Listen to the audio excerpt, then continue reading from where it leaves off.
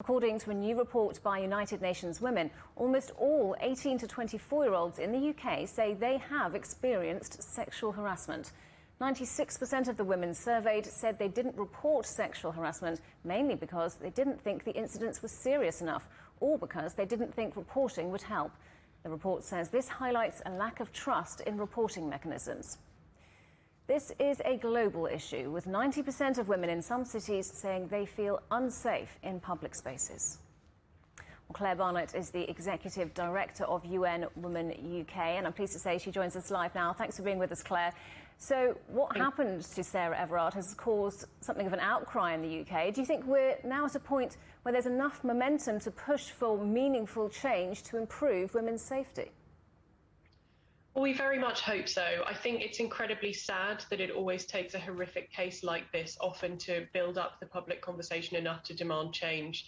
We've been doing this work around the world as UN Women for 10 years now, and in the UK we've been actively running the Safe Spaces Now project for a year, and we've never seen this level of interest and momentum. So our message is, whatever has gone before, we have to make sure that now is a moment for change. We have a really unique moment when we return to public spaces at the end of lockdown to redefine not only the way that we build, construct and use public spaces, but behaviour within them to make that more inclusive and safe for women and girls. So we're asking stakeholders of all kinds, the government, the police, corporates and communities to be involved in making that safer.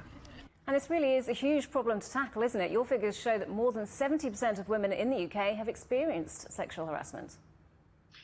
Yeah, what we're hearing from the interviews that accompany the data is that almost every woman has a story of one kind or another. And it's important to note that this is a spectrum of behaviours, as you mentioned previously, ranging from what some people might describe as milder behaviour like catcalling and wolf whistling to more serious attacks and rape. And we do see that in times of crisis like the COVID pandemic, all sorts of violence against women, yes, including domestic abuse, but also sexual exploitation, rise around the world.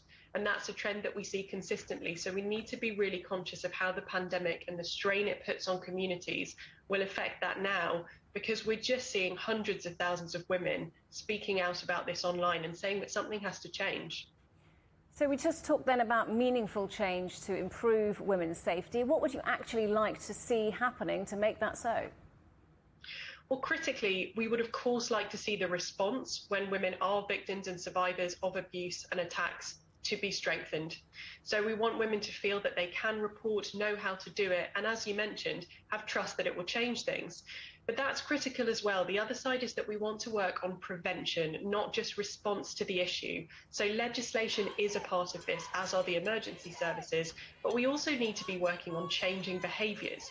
So we've brought together, as part of our Safe Spaces Now project, over 600 women over the past 3 months to design solutions from nightclubs to public transport that will really help those spaces and behaviour improve. And that's something that we want to see action on before the end of lockdown, so immediately. You talked about behavioural change there. Isn't what's needed a societal change rather than necessarily more laws and prescriptive ways of making things different? Absolutely. And I think that's a great point. So gender equality is not, or inequality is not a disease that we can find the cure to. It's something that involves everybody having a role in changing perceptions and behaviours. So we really see this as a society-wide issue. It's not about pointing fingers. It's about saying, how can we all get on board with having a role in our communities, our workplaces, as parents and as leaders in changing things and making all public spaces safe and inclusive for women and other marginalised groups and genders. Let's hope we are now at that tipping point. Claire Barnett from UN Women UK, thank you very much indeed for joining us.